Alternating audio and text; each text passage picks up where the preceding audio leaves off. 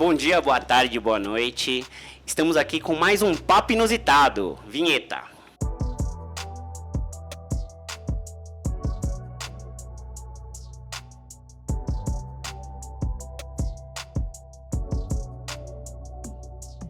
Tudo bem com vocês? Aqui é o Vitor falando e Vanessa Carlos. Tudo bem com vocês, gente? Hoje a gente vai fazer uma conversa aqui sobre transexualidade, transgênero, sobre gênero. Vamos aprender um pouquinho aqui com o Tato e com a Anabela. A Anabela Gonçalves, ela é produtora, arte educadora, poeta, ela produz projetos sociais e atualmente é presidenta do Bloco do Beco. Tudo bem, Anabela? Tudo bom, Vitor? Oi, gente. É um prazer estar aqui com vocês. Quero agradecer a todos, todas e todes por estar aqui com a gente. Acho que vai ser um dia muito especial hoje, porque essa discussão ela é muito importante. Gente, e o Tato Oliveira, ele é produtor cultural, ele é ator, ele é ativista, ele é um homem trans e ele é autor, junto com um coletivo, né? Depois você vai falar um pouquinho desse coletivo para a gente, do projeto Homens Trans em Diálogo. Muito bacana recebê-lo, uma honra recebê-los. Muito obrigado pelo convite, né, pelo espaço aqui de acolhida e com certeza vai ser um dia muito bom. Que bacana, que bacana. A gente vai iniciar nosso bate-papo, né? O Vitor tem uma pergunta muito bacana, eu acho que essa já é pancada para a gente já quebrar paradigmas aí, né? E tentar construir novos imaginários, né? Então, bora lá, Vitor. A gente começou aqui, a gente conheceu a Anabela. Conheci a Anabela há muito tempo, mas a gente foi fazer um trabalho com ela para pedir assistência, para pedir ajuda, porque a gente estava dando aula para crianças e tal, e começou a ter essa questão das crianças que são homossexuais, das crianças que às vezes brincam entre os gêneros, e daí a gente foi conhecer a Anabela e foi pedir aprender com ela. E a pergunta é, como que a gente define o gênero? Eu lembro que você falou alguma coisa da cabeça, do corpo e do coração. Como é que era? Na verdade, essa é uma dinâmica que a gente sempre faz para tentar fixar alguns conceitos que são importantes. É claro que eu acho que é sempre importante lembrar que o conceito ele está num momento e numa época histórica. Ele pode mudar a qualquer hora, porque, enfim, a gente vai trabalhando com ele cotidianamente, ele vai se transformando e a gente vai aprendendo também com a vivência dele. Mas a ideia é sempre lembrar as pessoas que o gênero ele está conectado a como eu me projeto no mundo. Ele não está ligado ao sexo. Então, a gente faz a dinâmica e fala assim, onde você vê o gênero? Escolhe uma parte do corpo. Onde está a sexualidade? Escolha uma parte do corpo. Onde está o sexo? Escolha uma parte do corpo. E onde está o papel de gênero? Escolha uma parte do corpo. E as pessoas vão escolhendo. E é isso a gente vai entendendo um pouco, porque quando a pessoa escolhe o sexo, o lugar do sexo, que parece muito óbvio, mas às vezes não é para as pessoas, o lugar do gênero significa que ela está identificando a partir de como você nasceu materialmente, né, do seu físico. E aí a gente vai fazer, aí a discussão, a formação, ela começa a partir disso. Quando a maioria das pessoas escolhem a cabeça, então a gente percebe que as pessoas estão um pouco mais conhecedoras do assunto, dessa questão, então a gente já pode avançar na discussão, né? E logo o que as pessoas têm mais dificuldade é o papel de gênero. Normalmente eu coloco, né, que o gênero está na cabeça, porque é como eu me projeto no mundo, é como eu enxergo o mundo. Tem a ver com alguns valores, né, da construção da mulher ou do homem na sociedade. A sexualidade está no coração, porque é quem eu vou escolher me relacionar. Porque as pessoas confundem o gênero com a sexualidade. Muitas vezes as pessoas não conseguem entender que pode haver um homem trans gay, ou que ele flui entre os gêneros. Parece que esse tipo de escolha vai determinar exatamente. Não, ele transicionou para a masculinidade porque ele quer se relacionar com mulheres. E às vezes não necessariamente. Então é importante a gente entender que cada lugar é um lugar. É importante a gente entender que o sexo tem a ver com a natureza e que existem diversos conceitos que envolvem isso, determinantes, isso tem a ver com política, e que o papel de gênero eu coloco no pé. Porque o papel do gênero é como a sociedade vai me ajudar a me locomover socialmente a partir desse papel. Como eu vou transitar socialmente, né? Então ele está no pé e ele muda mais do que qualquer outra coisa, porque, enfim, a gente vai se desconstruindo e vai transformando. A gente pode dizer assim, sei lá, o que era determinado, que sei lá, que batom era um utensílio feminino. A gente vai ver ele mudar socialmente para um utensílio que não determina mais gênero. Homens, esmalte, né? Saias, né? Roupas. As roupas vão perdendo o sexo e vão entrando numa relação de desconstrução desses papéis sociais. Por exemplo, então, acho que isso é bem importante para a gente, principalmente quando a gente está com adolescentes, né? Porque eles ainda estão descobrindo todas essas coisas e o sexo é muito importante na nossa sociedade, né? As mulheres crescem ouvindo fecha a perna, né? Os homens com mais liberdade em relação ao seu sexo, né? Pode pegar, se toca o tempo todo, né? Pode tirar no meio da rua, né? E fazer xixi, né? Então tem várias questões que são muito fortes do sexo, mas ele não vai determinar o gênero de forma nenhuma. Muito bacana. Acho muito importante essa colocação mesmo de aonde, né, a gente se posiciona ali faz com que quem a gente é. Mas essa questão mesmo, principalmente com adolescentes e crianças, é essa questão mesmo da cabeça, de conseguir instruir as crianças, né, a ter um conhecimento sobre essa pluralidade, porque ali, a partir disso, ela vai, não vai se encaixar, que, né, não tem nem como você se encaixar, mas ela vai se descobrir. Eu me descobri com uma pessoa transgênero aos 8 anos de idade. E isso tem muito tempo já. Eu tenho 42 hoje. Mas lá naquela época, nos anos 80, 90, eu sabia que eu era transgênero. Mas como que eu ia projetar isso para minha mãe numa sociedade que era extremamente, né, machista naquela época? Imagina, você tem que usar assim, você tem que ficar assim. Né? Tinha inúmeras questões, né, minhas, pessoais, de família, até mesmo para as pessoas da minha própria família não se exporem, não se sentirem mal. Então, a partir daquele momento, eu comecei a segurar, né, essa transição minha. E a partir do momento que eu entendi o que era transexualidade, o que eu estava vivendo, e que era uma coisa comum, né, e que hoje a gente faz até acompanhamento pelo próprio SUS, que é uma das coisas que as pessoas não sabem. Que bacana, eu não sabia. É um respeito social, né?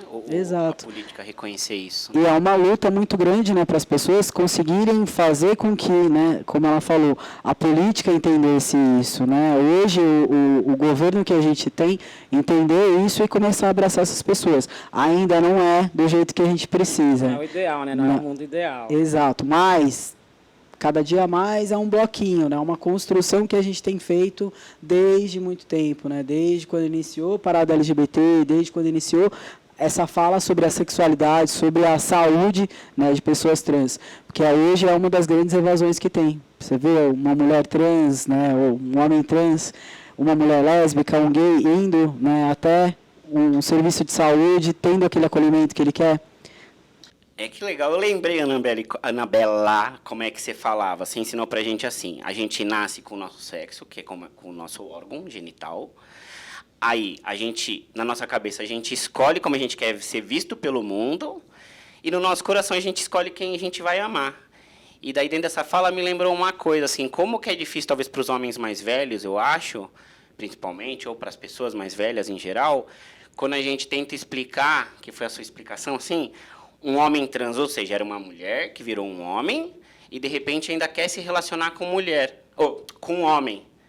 Então, talvez para a pessoa mais antiga é muito difícil lembrar isso, falar, não, mas, né, porque você escolhe quem você vai gostar, não é porque você se vê como homem que você vai querer sair com uma mulher, você pode também querer sair com um homem, né? Na verdade, não influencia na sua construção do desejo, porque isso não está conectado. E, na verdade, hoje, a partir de muitas rodas, muitas conversas, contato com muitas pessoas, eu acredito que muitas ideias a gente não consegue dialogar com os mais velhos e até com os mais novos por falta de vocabulário, para desenvolver certas subjetividades que a vida nos traz. O que eu não consigo nomear é muito difícil eu conseguir entender.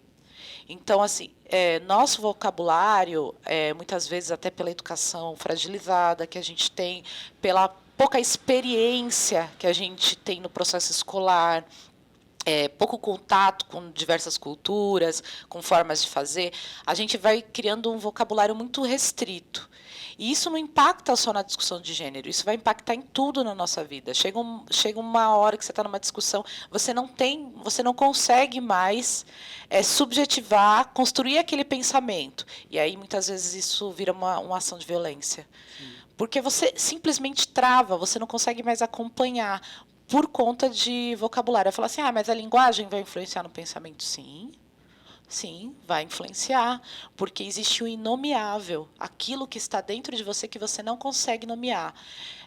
Por isso que é tão importante essa construção desse vocabulário dentro das relações de gênero. Né? A construção da palavra gênero ela foi fundamental, porque você imagina antes dela existir, você fala assim, a gente não conhecia a palavra trans. Como é que você dizia? Como você nomeava isso, esse processo? Né?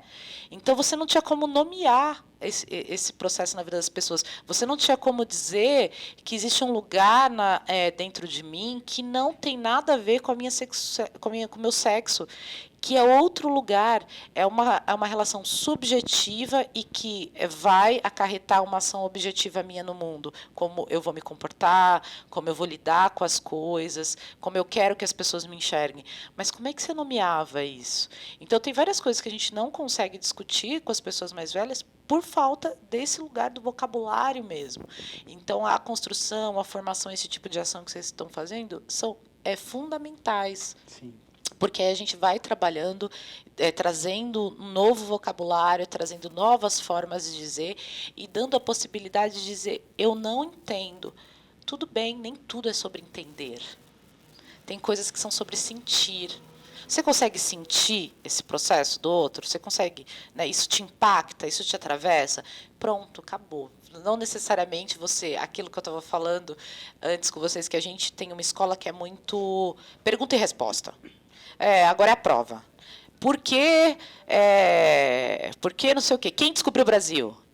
Por que 2 mais 2? Quanto é 2 mais 2? De quem você gosta. De quem você gosta. E tem uma resposta. E você vai responder por quê? Nananana. E não é só qualquer resposta. É a resposta certa. Porque senão você vai tomar a nota errada. A gente não pode dizer que... não dá para negar que todas as ações sociais vão nos atravessar de alguma forma e vão nos marcar. Marca o nosso corpo e a nossa existência. Essa escola que produz respostas certas e notas a partir das respostas faz com que a gente também queira resposta para tudo. Eu quero entender tudo. E não entender, porque a gente pode entender subjetivamente, mas eu quero entender objetivamente. Eu quero ter uma resposta quando você me perguntar. E essa é uma barreira que a gente tem que vencer, tanto no processo da escolarização, tanto no processo social, de que a gente não precisa ter uma resposta certa. A gente precisa conseguir falar sobre as coisas e construir respostas coletivas. Né? Perfeito. Não, vocês falando sobre isso e essa pergunta, né, de quem você gosta. Putz, para mim isso desde sempre... Ai, caramba, não posso falar, porque como é que as pessoas vão me entender, né? Imagina uma criança pensar sobre isso.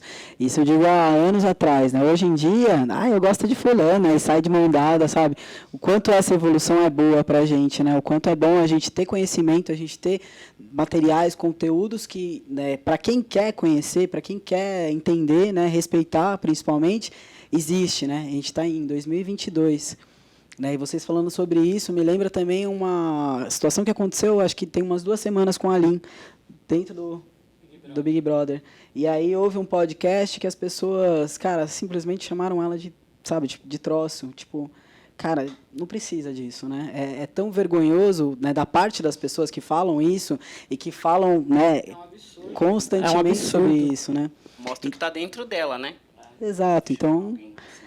uma falta de respeito, então, assim, você vê como a sensibilidade dessas pessoas também está, né, sabe, não existe, talvez, né, porque hoje o que tem de conteúdo, hoje o que tem de pessoas falando em redes sociais, falando em inúmeros canais, né, em aulas, né, faculdades, hoje tem muita coisa que está mesmo explanando sobre o gênero, sobre a sexualidade, E falta só querer conhecer, né? Falta só dar o passinho, né? Então tem essa necessidade hoje das pessoas começarem a enxergar dessa forma também. E para mim foi bem agora nesse momento foi bem pensado assim, tipo, cara, eu não podia falar isso antes porque era dentro da minha ideia era vergonhoso. Como é que eu vou falar que eu gosto de uma menina, né? Há 8 anos atrás, com 8 anos sendo uma criança trans, né? Há 30 anos atrás. E eu gosto dessa colocação que você falou sobre Big Brother, porque é onde hoje está se difundindo a ideia de gênero, de transexualidade, todas essas coisas. Mas não sei se todo mundo percebe que não há uma discussão ampla em todos os papéis das mulheres dentro do Big Brother. Raso, é muito raso. Né? Porque não é uma discussão sobre, é uma leitura social sobre a mulher, sobre o comportamento da mulher. Né? A Lin está sofrendo o que as mulheres sofrem dentro da leitura do que é ser uma mulher. Ser uma mulher é ser mais próximo daquela mulher ali que tá tal, que se comporta de tal jeito, é ser a Jade, é ser, né? Então existe um comportamento desejado em relação às mulheres. E ela está dentro dessa discussão. Então, essa proximidade de trazer, conseguir, né, dentro de uma casa, de um protótipo artificial, conseguir olhar mais plenamente, olhar assim, olha, todas as mulheres, colocar todas juntas e olhar assim, olha o comportamento, olha a leitura social sobre essas mulheres, como se lê uma mulher negra dentro desse jogo, como se lê uma mulher branca rica dentro desse jogo, mas principalmente, independente, todas as mulheres têm uma leitura frágil quando ela vai para a publicidade, para o público. Né, para o público, é isso. Independente, eu não assisto constantemente, eu acompanho mais pelas redes sociais, independente das questões que possam existir dentro da casa. No dia 8 de março, ser eliminada uma mulher, né? Complicado, né? É uma questão a se pensar, né? É simbólico. É simbólico do que estamos discutindo.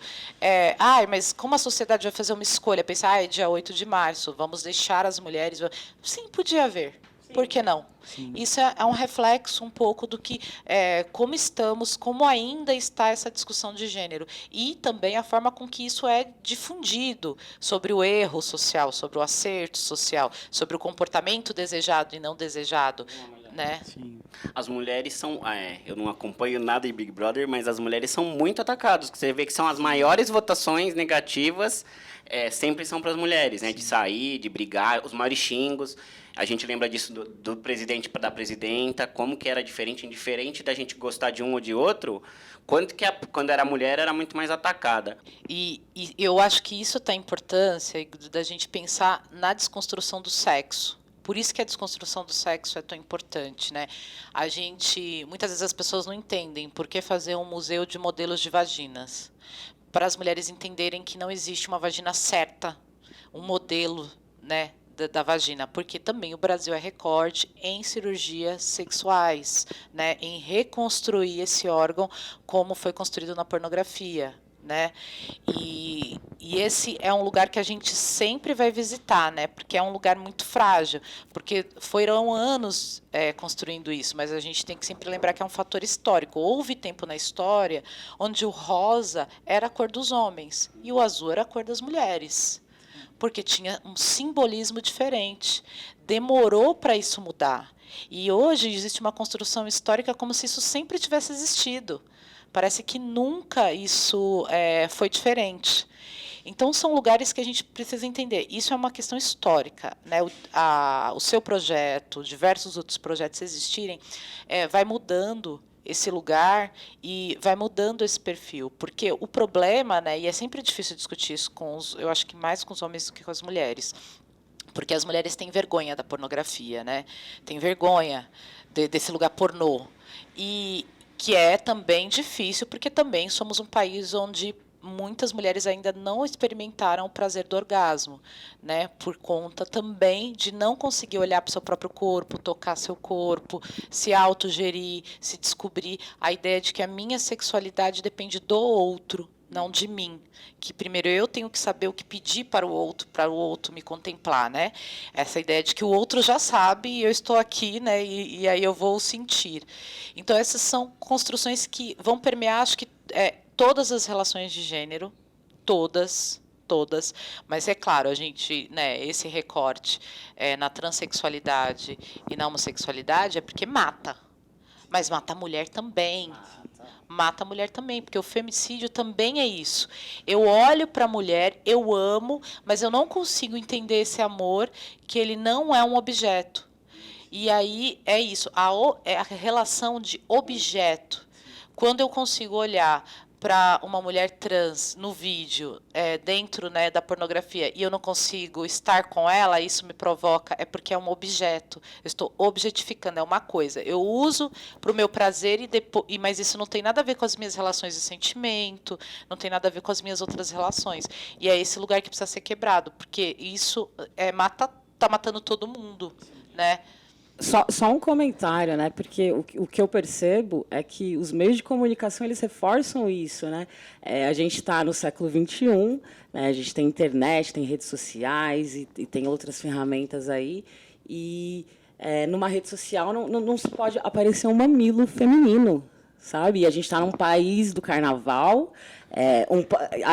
Antes de ser um país do carnaval, é um país de povos indígenas, né? E que a gente não normaliza o nosso corpo, né? É só um comentário mesmo, porque eu não sei se a gente vai melhorar, porque essas redes sociais elas não abrem espaço para que a gente fale. Nosso podcast aqui é uma tentativa, né, de ampliar essas discussões e aumentar mais pessoas, né, para que mais pessoas conheçam e entendam mais e queiram procurar mais e que não tenham preconceitos, né, de conversar com um homem trans, né, de conversar com uma feminista, né, e que a gente troque com um homem branco, né, e que a gente troque entre nós para que a gente desconstrua, né? Foi um comentário só, queria que vocês, né, o que vocês acham? Até essa relação mesmo do mamilo tem hoje uma situação que acontece muito com os homens trans, porque existem alguns que usam binder, que é uma faixa que a gente coloca principalmente para pressionar o volume dos seios. Mas existem homens que, tipo, assumem, eu tenho peito e ok, tá tudo bem, e ficam sem camisa e postam essas fotos sem camisa. Então, essa violência começa a chegar para eles também, porque se leem como um corpo feminino, entendeu? Como um peito. Pô, que peito é esse? Peito masculino ou peito feminino? Será que tem alguém lá que fica olhando? Não, esse peito feminino. Sabe? E não identifica ali um peito de um homem. E, tipo, gente, é o que ela falou, sabe? Precisa realmente conversar e entender um pouco mais sobre a sexualidade, sobre o gênero, para a gente começar a entender novos padrões. Ok, se não pode o peito masculino cis e o trans não pode, qual que é essa? Qual que pode, né? Qual que pode, né? Porque a gente fica vendido a isso. A gente usa as redes sociais, muitos deles que são influencers e fazem trabalho, usam as redes também para isso. Então, você fica meio que, né, deslocado ali do que fazer. Mas, assim, em contrapartida, né, a Netflix, eu adoro alguns conteúdos da Netflix. Não pode falar? Não, eu não gosto. Eu não gosto. Mas, assim, o que eu curto muito é porque eles quebram padrões. De repente, você vê estereótipos de homens, de mulheres, que não são comuns na TV, não eram comuns até ontem, e, de repente, você está ali pagando um pau para um negão que tem um nariz gigante, que tem uma bocona, assim, coisa que não aparece na Globo, por exemplo. O horário nobre, né? E aí, assim, nos masculinos frontais, porque no feminino, em alguns filmes, né, porno chanchada e tudo mais, sempre teve, né? E durante o carnaval, de novo, volta a falar, né? Aparece em horário nobre, né? Horário na manhã, horário de programação infantil, né? Então, eu gosto muito. Eu acho que esses conteúdos da Netflix, né? Não sei se eu posso falar Netflix. Pode falar? Pode falar, diretor? Mas ele vem quebrando com alguns paradigmas e com alguns estereótipos. Eu acho muito legal. Também inclusão de atores transgêneros, né, como protagonistas. É muito legal e eu acho que ela é revolucionária, assim. Mas, ao mesmo tempo, a gente se torna também muito consumidor disso. Você não sai mais de casa, você não socializa, fica maratonando série e tudo mais. Né? Tudo que não mata o capitalismo engorda, né? Isso aí. Ele absorve tudo. Mas eu acho que isso que você traz é muito importante, porque é isso, né? A pluralidade de corpos, e ela inclui também de povos, na verdade, que isso que é o mais importante. Línguas. Porque a partir do século XVI a gente teve um genocídio, né? Construído, né, primeiro, né, do estranhamento do corpo da mulher como, né, um outro corpo, e ela começa na sociedade ser olhada de uma forma que esse corpo poderia ser objetificado, que ele poderia ter valor, etc. A gente vai ter o genocídio indígena, a gente vai ter o genocídio negro, a gente vai ter um genocídio epistemológico, né, dos povos que não são ocidentais, né, o conhecimento de todos os povos do Oriente, a Rússia, né, até isso tem a ver com a guerra que está acontecendo agora, a Síria, né, todo esse povo muçulmano, né, essa religião que é a maior religião do mundo, e parece que não, né, parece que o cristianismo parece tudo, né? A maior religião do mundo, mas não é. É só nesse nosso mundo ocidental, né? Exatamente. Eurocentrado também, desculpa cortar, Sim. mas, né? Porque quando você fala em Ocidente, a América não está sendo contada. Os nossos costumes, que essa mistura São de apagados. negra e branco, são apagados. Tem que ser só vale o Eurocentral, né? Exatamente.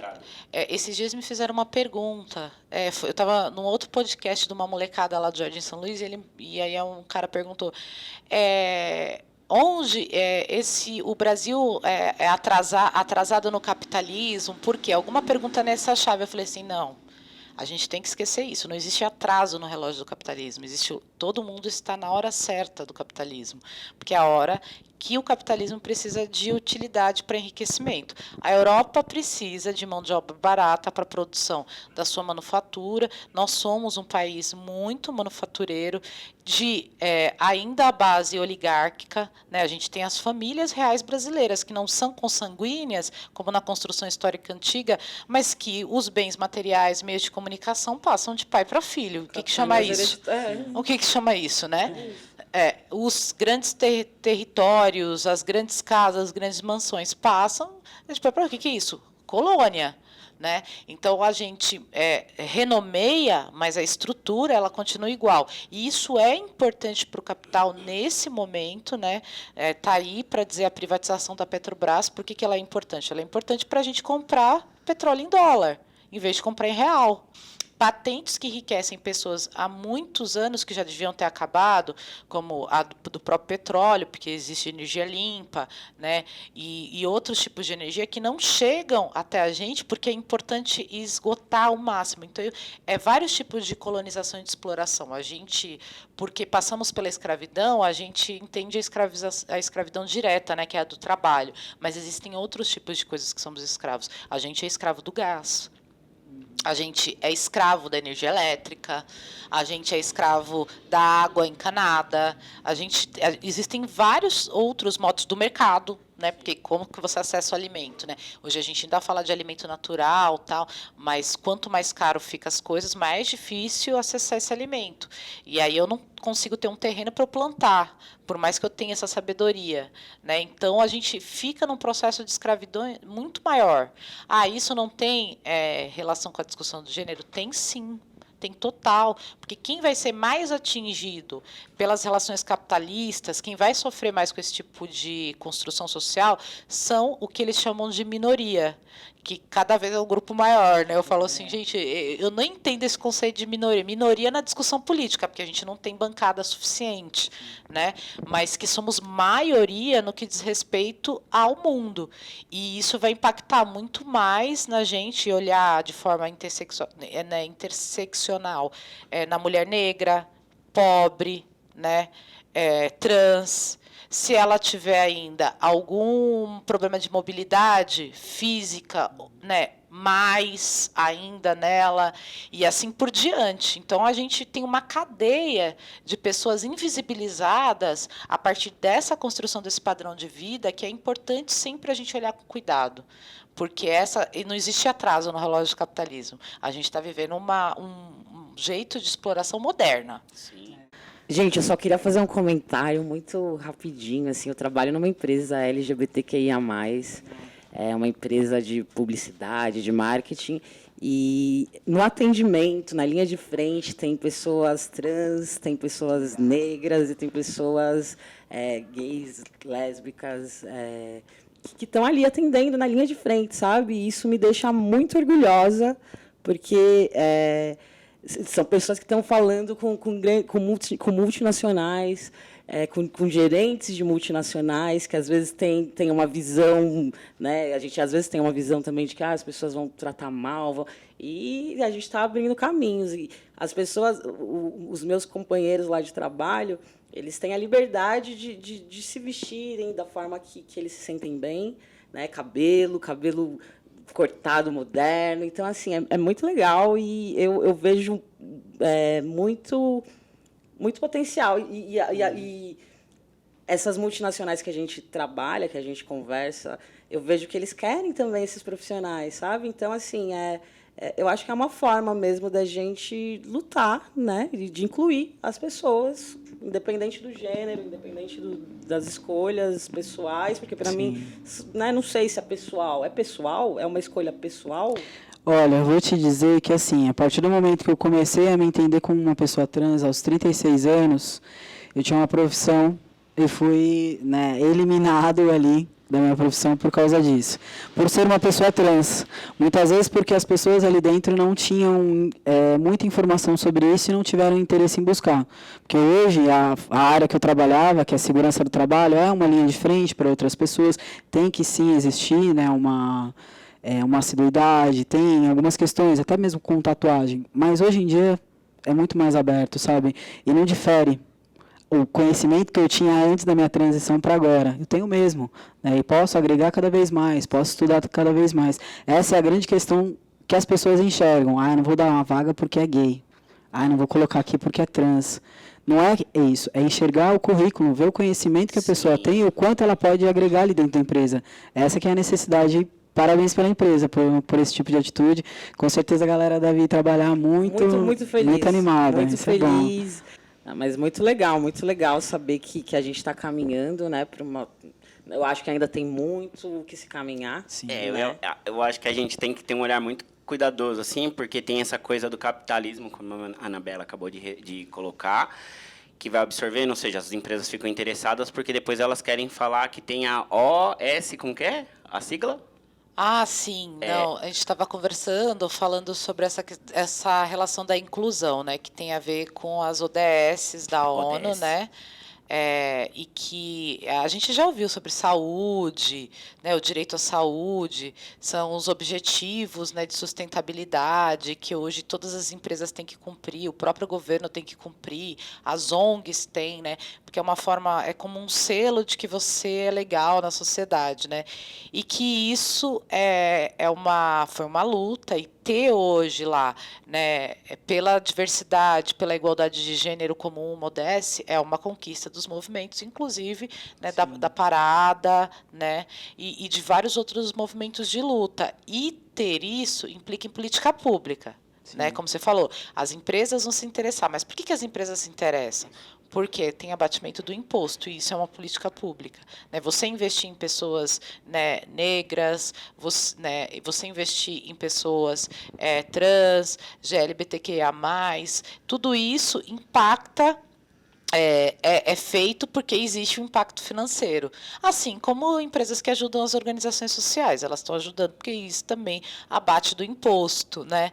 Então, é sempre lembrar que isso é frágil, mas que isso é importante porque isso vira cultura, se transforma. Sim. Porque a ideia é um dia não precisar.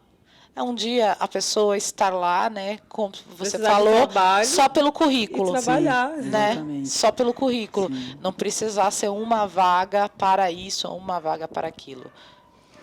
Porque a gente não vê aqui aonde que É isso, assim, a gente vê ainda poucas pessoas, né? O legal da política pública é que obriga a empresa que não está nem aí com isso, e às vezes até as pessoas preconceituosas, a começar a se inserir, né? Mas a gente, infelizmente, ainda vê a moça negra que, para ser a recepcionista, tem que amarrar o cabelo. O alisar, né? O alisar. Um homem trans que, de repente, perdeu o emprego, mesmo tendo conhecimento, com certeza aumentou seu conhecimento, né? Sim. Isso é bem complicado, porque a gente está vendo. Eu acho que, para a gente encerrar, não sei se a Vanessa quer falar alguma coisa, mas acho que você podia falar um pouquinho mais do... É uma ONG, é um projeto? É um projeto que agora está conseguindo virar uma associação. Uma associação. Né? Que é uma luta, não deixa de ser. Né? E que eu falo muito para os meninos, não é um projeto meu, é um projeto para as pessoas LGBTs. Então, a gente acolhe, né, pessoas LGBTs. Hoje a gente tem diversos grupos, né, de WhatsApp, porque... É o que a realidade da pandemia nos trouxe, mas também fazemos eventos presenciais. Tem um em específico que você comentou, que é o Homens Trans em Diálogo, mas ali não é especificamente para homens trans. Ali, nós, homens trans, que chamamos as pessoas para conversar. Eu acho que é uma forma didática da gente também se entender, né, se ajudar, se acolher. A gente fez um agora no dia 10, falando sobre relacionamento abusivo. E foi muito importante e impactante para as pessoas, porque ali até a psicóloga mesmo que estava com a gente se entendeu no relacionamento abusivo. Então, o quanto a gente vive realidades que às vezes estão na nossa frente e a gente não enxerga, né? Mas aí, enxergando o ponto de vista dos outros, conversando, a gente consegue trazer. Tem as redes sociais, hoje existe uma coordenação, que é uma luta muito grande do movimento, né, para existir. Então, tem a coordenação de políticas LGBTs, que é ali o que a gente tem de direito e o que a gente pode também reivindicar para, né, cobrar com que essa coordenação, o próprio governo enxergue e nos ajude. Hoje tem 4 centros de cidadania em São Paulo, em todas as regiões, norte, sul, leste e oeste, e tem um no centro, que é o CRD, Museu da Diversidade. Hoje tem muita coisa legal assim, para LGBT, né, que às vezes as pessoas elas se sentem tão perdidas, né, e aí é uma forma da gente conseguir ajudar. Né. O coletivo é um núcleo de resistência, que a gente faz essas reuniões, tem ações sociais também, que a gente ajuda pessoas que estão em situação de rua. Dentro do coletivo existe o time também de futebol, que é o Tem Mosqueteiros. Então, a gente tem jogos todos os domingos, a partir das 10h30 da manhã, lá no centro. E, em breve, a gente está vindo aqui para a região da Zona Sul, que é, né, meu refúgio. E para ajudar a galera daqui também, que também... Fazer um torneio, quem sabe, diretamente, né? adorei. Repete pra gente o endereço e o Instagram. O Instagram... Para as pessoas poderem acompanhar. Tá, do pessoal do Centro de Cidadania, Rua Conde de Tu, 673, próximo do metrô Adolfo Pinheiro. Né, tem o Instagram deles, que eu acho que é @cclgbtsul. Né, que a galera consegue. E o seu Instagram? Deixa o seu Instagram, aproveita. Claro, o meu é tato.oliveira, tem o do núcleo também, que é NC Resistência, e tem o do time, que é Esporte Clube T Mosqueteiros, só que é toda a sigla, Esporte Clube T Mosqueteiros, oficial, e aí as pessoas podem chegar. Não é só homens trans que podem jogar, a gente tem jogos que a gente faz rachão com todo mundo, o importante é interagir e estar com a gente. Incluir, né? Trocar, exato, né? Conviver para aprender, né? Exatamente. É isso. É difícil esse assunto, ó, eu queria ainda saber, porque a gente conversou em off sobre machismo, sobre o machismo dos homens trans também, relação abusiva, tem muita coisa, mas o nosso tempo ainda é curto. A gente, quem sabe, consegue outros episódios e conversar mais. Queria agradecer também a Anabela, que é presidenta lá do Bloco do Beco. Acho que podia falar só um pouquinho, porque é um espaço muito importante aqui da nossa quebrada, que essa geração aí mais nova, muita gente estudou lá, né? A gente tá ficando velho, e é isso. Eu gosto bastante de falar do Bloco. O Bloco é uma ONG sociocultural que está ali no Jardim Ibirapuera, que é ali Jardim São Luís, né?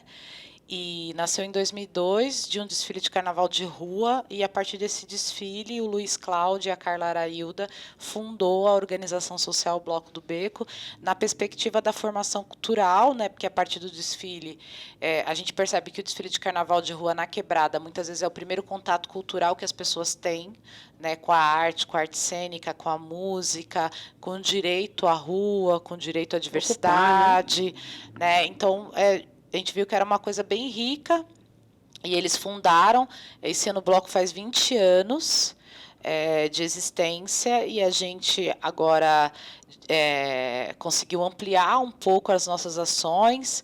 A gente vai inaugurar agora o ponto de cultura, que é onde acontece as formações mesmo. A gente tem o projeto Ibiralab, que é um centro multimídia para a juventude, que está iniciando, é um projeto novo. E a Biblioteca Luiz Erondina, dentro da favela da Erondina, que é uma biblioteca infanto-juvenil. Então, a gente está aí... Incrível. Exatamente. E a gente está aí nesse corre, nesse processo, está tendo atividades, formações. Viva a feira na quebrada. É assim, a gente ainda não tem ainda vedamento acústico, mas a gente vai chegar lá. E aí é só buscar internet, Instagram, @Bloco do Beco, Facebook Bloco do Beco. E tem nosso site também, né? Que tem aí dá para você entender mais no geral, nossa missão, nossos objetivos, quem compõe o Bloco do Beco. E o meu é @BelaAnaVaz, né? E é isso. Eu tenho uma coluna no Desenrola Não Me Enrola, que chama Yellow 10, também, onde a gente escreve nossos pensamentos sobre as coisas que acontecem a partir da periferia, né? Então, estamos aí. Muito legal, muito legal. Gente, adorei vocês, adorei conhecê-los. Espero, né? A gente foi convidado, né? Vamos jogar um futebol. Vamos no Bloco do Beco quando as coisas normalizarem, né? Não sei, uma festa. Cadê? Vai ter festa? Tem alguma festa programada? Já está tudo presencial. Hoje tem sempre oficinas de formação e tem eventos. O Bloco também cedia muita coisa de outras pessoas, né? Então, também dá para propor ações e tem muitos coletivos que propõem. É só acompanhar a programação. Sempre tem coisa acontecendo. Teve Coco esses dias lá, né? Exatamente. Dia 26... final do mês de março, vai ter também uma grande ação que faz parte dessa retomada, maracatu, coco, samba, né, que é o que a gente gosta. Tudo que a gente gosta, né? Exatamente. Isso aí. Então a gente se despede, agradece demais assim aprender com vocês. E é isso, valeu, gente. Papo inusitado aqui.